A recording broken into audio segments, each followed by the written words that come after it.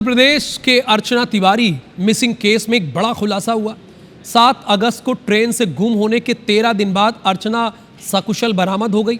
Bhopal GRP ने उसे नेपाल सीमा के पास से यूपी के लखीमपुर खीरी से बरामद किया है।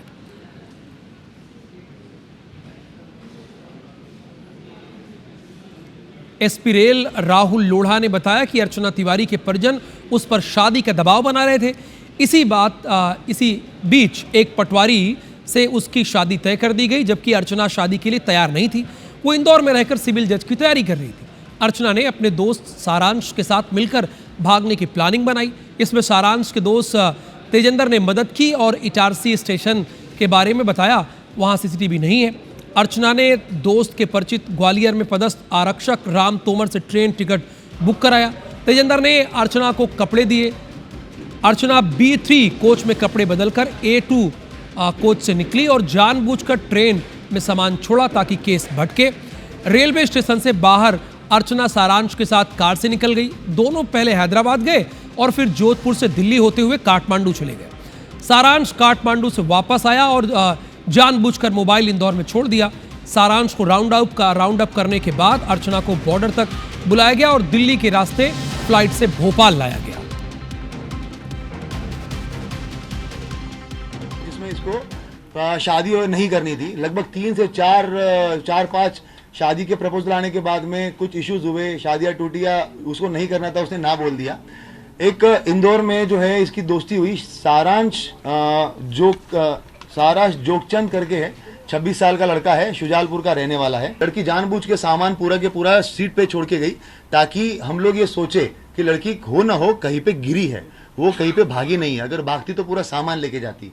काठमांडू छोड़ के ये वापस आ गया। उसके बाद में 3-4 दिन तक रहा। जब पुलिस ने इसको राउंड अप किया हम लोगों ने सारांश को, और उसके बाद में जब चीज़ें निकल के आई तो उसके थ्रू नया नंबर जो था उसका, उससे बात कर और उसको वहाँ से बॉर्डर तक बुलवाया गया। और बॉर्डर पे लखीमपुर खीरी पुलिस की मदद से हम लोगों ने जो है वो लड़की को बरामद किया। बरामद करके जो है वहाँ से दिल्ली, और दिल्ली से अभी सुबह फ्लाइट से यहाँ पे लेके आए हैं।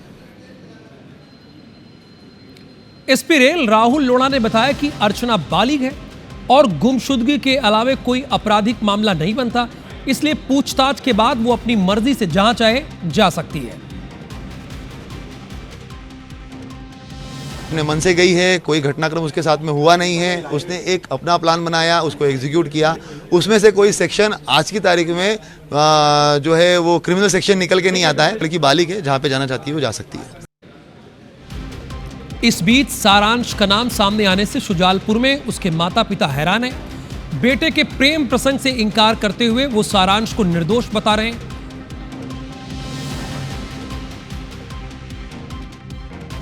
काम करता था। 17 तारीख को हम दोनों माँ बेटे साथ में ही आए इंदौर से। इसके पहले कहाँ गया था, कुछ बताया था उसने?